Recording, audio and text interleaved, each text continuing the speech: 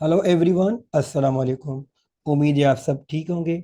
आज जो screening test हुआ है मंडे 23 जून 2025 को, तो उसका मैं इंग्लिश पोर्शन सॉल्व करूंगा, जिसमें हम spell checking, error detection, preposition और सेंटेंस स्ट्रक्चर डिस्कस करेंगे। So now let's start. Spell checking 21 to 25। 21 item, select the correct spelling of a word for a place where children study। तो आपको बताना है कि कौन सी स्पेलिंग है वो जगह जिस पे बच्चे पढ़ते हैं। तो करेक्ट ऑप्शन होगा A, school. 22 item, select the correct spelling of a word for a place where patients are treated. जिस जगह में पेशेंट्स को ट्रीट किया जाता है, उनका इलाज किया जाता है, तो उस जगह को हम क्या कहेंगे, उसकी करेक्ट स्पेलिंग क्या है। B option is correct, hospital. 23 item, choose the correct spelled word. कौन सी स्पेलिंग करेक्ट है डिलीशियस की। B option is correct, DELICIOUS। 24 item, select the correct spelling of a word for a place where flowers are cultivated। वो जगह जहाँ पे flowers उगाए जाते हैं, कल्टीवेट किए जाते हैं।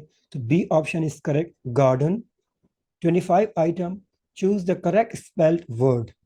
ए option is correct, paralysed. PARALYZED। Next part है एरर डिटेक्शन। अब ये आपको सेंटेंसेस दिए गए हैं, आपको बताना है कि ग्रामेटिकली किस पार्ट में एरर है। 26 to 30 आइटम है।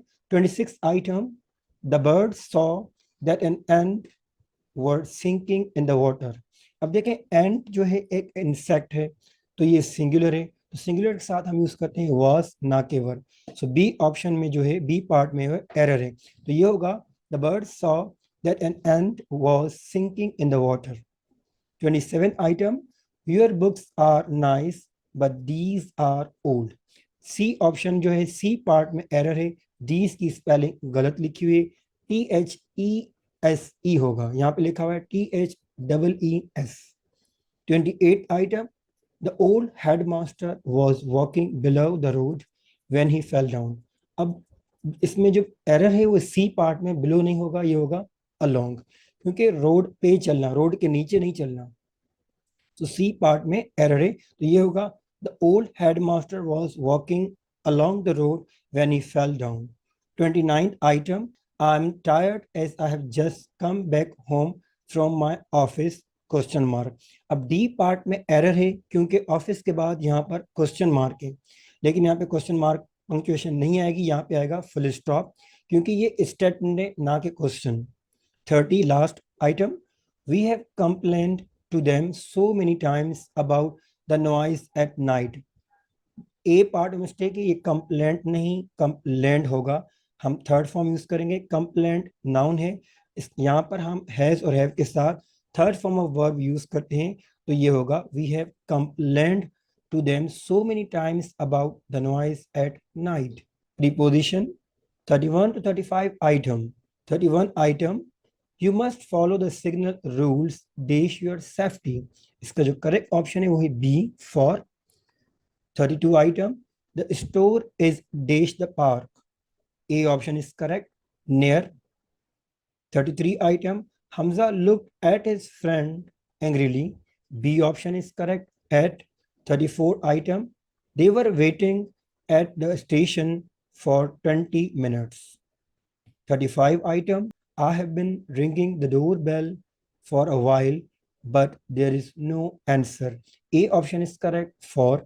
लास्ट पार्ट हम डिस्कस करेंगे वो है sentence structure. 36 to 40 item, select the preposition in the following sentence। 36, we got lost in the dark।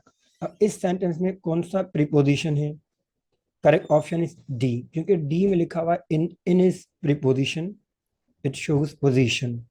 Select the subject of the following sentence. अब जो sentence दिया गया है, आपको इसमें सब्जेक्ट बताना है। They both knew each other. अब they is correct option, A they होगा, they is a subject, doer of the action. Select a verb in the following sentence. अब आपको बताना है कि इस सेंटेंस में कौन सा वर्ब है। 38, my brother plays cricket. C option is correct, plays खेलना, एक्शन जो होता है उसको हम वर्ब कहते हैं। 39 item, select the verb in the following sentence. अब जो सेंटेंस दिया गया है आपको बताना है कौन सा इसमें वर्ब है. She drank hot water. तो B option is correct. Drink पीना, पानी पिया था, तो ये एक एक्शन है. Select the type of the following sentence. 40 item है. Please open the window. अब आपको बताना है कि ये कौन सा टाइप ऑफ सेंटेंस है. इसका जो करेक्ट ऑप्शन है वो है बी, इम्परेटिव. इम्परेटिव सेंटेंस वो सेंटेंस होते हैं जिसमें हम ऑर्डर या रिक्वेस्ट एक्सप्रेस करते हैं. जिस सेंटेंस में ऑर्डर या रिक्वेस्ट हो तो उसको हम इम्परेटिव कहते हैं. अब इस सेंटेंस में देखें, रिक्वेस्ट है प्लीज ओपन द विंडो, तो that's why this is imperative sentence. और जो ए पार्ट है वो है डिक्लेरेटिव. डिक्लेरेटिव कोई भी सेंटेंस जिसमें स्टेटमेंट हो. सी है इंटेरोगेटिव मींस क्वेश्चन, तो ये क्वेश्चन भी नहीं है. डी एक्सक्लेमेटरी, कोई सडन फीलिंग्स यहाँ पे शो नहीं की गई. तो B option is correct, B imperative.